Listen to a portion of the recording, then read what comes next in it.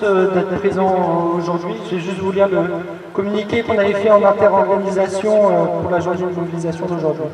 Le 16 mars, 16 organisations étudiantes et de jeunesse appellent à se mobiliser à Brest pour la mise en place de mesures fortes pour la jeunesse afin de ne pas être la génération sacrifiée. Malgré la situation inédite, le gouvernement s'obstine à ne pas prendre la situation des jeunesses au sérieux et préfère lancer des polémiques stériles et dangereuses sur l'islamo-gauchisme. Sur le marché de l'emploi, les seules possibilités sont le chômage ou la précarité. Cette situation tragique a été mise en lumière et les mobilisations déjà impulsées par nos organisations ont obligé le gouvernement à réagir. Mais ces mesures restent insuffisantes, voire inapplicables. Nous ne pouvons nous contenter de demi-mesures, il y a urgence. Les solutions, nous les avons et nous les ferons entendre aujourd'hui. Nous demandons plusieurs mesures. Une urgence d'abord pour l'éducation, un plan massif contre la précarité étudiante d'au moins 1,7 milliard, l'augmentation des bourses pour aller vers un revenu étudiant, pour permettre une vraie réouverture. Un plan pour permettre une vraie réouverture des universités dans l'enseignement supérieur. L'urgence est aussi à l'embauche de personnel dans l'éducation, à tous les niveaux pour rattraper le retard. Déjà décrié les années précédentes, il est encore plus urgent de supprimer Parcoursup, urgence aussi pour les jeunes en insertion professionnelle, alors que les hôpitaux, l'éducation et les transports manquent de personnel. Des milliers de jeunes attendent un emploi, embauchons-les et pré-embauchons-les. Macron, Juliet, on va te composter. Macron, Juliet, on va te composter. Génération sacrifiée, génération révoltée, génération sacrifiée, génération révoltée. Je vénère et on galère. Je vénère et on galère. Je vénère et on galère. On est là, on est là. Même si Macron n'en veut pas, nous on est là. Pour l'honneur des travailleurs et pour l'amour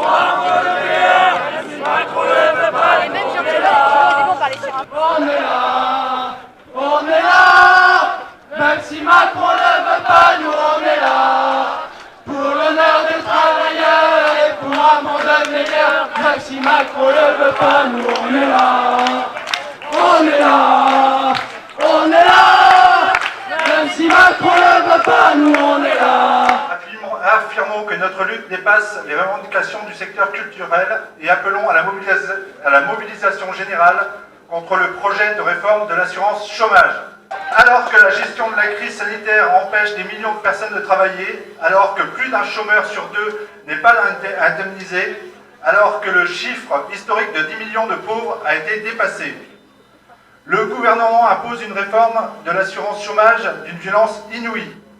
Elle appauvrit de façon écrasante les plus précaires d'entre nous. C'est inacceptable, indigne, obscène. Je présente l'UNL, donc en plus des étudiants, il y a beaucoup de lycéens aujourd'hui. Donc,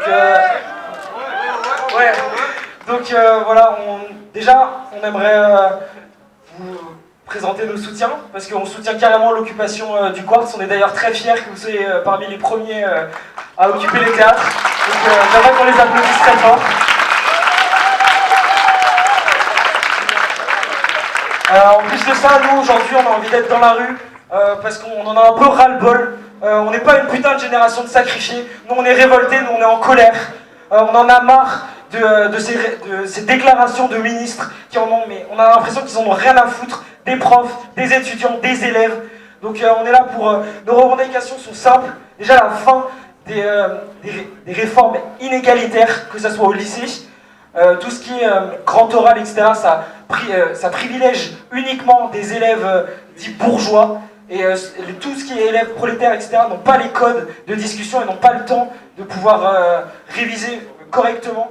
Pour installer la situation catastrophique que nous connaissons perdurer encore des semaines ou bien des mois, alors même que le couvre-feu pèse sur notre santé mentale et sur nos études, que les Français n'en peuvent plus. La crise que nous traversons, elle concerne tout le monde, elle concerne la jeunesse et le monde de la culture.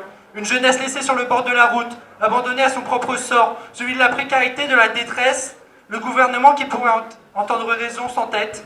Il continue à nous mépriser, nous l'avenir de la France, les dirigeants de notre pays dans quelques années. Et si les mots d'amour à destination des jeunes sont présents, les agissements, eux, sont loin d'être là. Chaque jour, de nouveaux témoignages d'étudiants en détresse, de lycéens en stress, de jeunes travailleurs privés d'emploi apparaissent. La jeunesse est longtemps, trop longtemps restée dans le silence. Il est temps pour nous de porter un message clair, un message à destination du gouvernement et de la majorité. Stop aux belles paroles, stop aux annonces non mises en place. Place à l'action, place à l'initiative, place à l'écoute de la jeunesse, des organisations de jeunesse et non des influenceurs. Car la situation n'a que trop duré, notre précarité doit s'arrêter, notre détresse être écoutée. Agissez, agissez avant qu'il ne soit trop tard, agissez avant que du sang ne coule, que des étudiants commettent l'irréparable. L'avenir d'une génération est dans vos mains. Vidal, Blanquer, Castex, Borne, Macron, agissez, c'est votre jeunesse qui vous l'ordonne.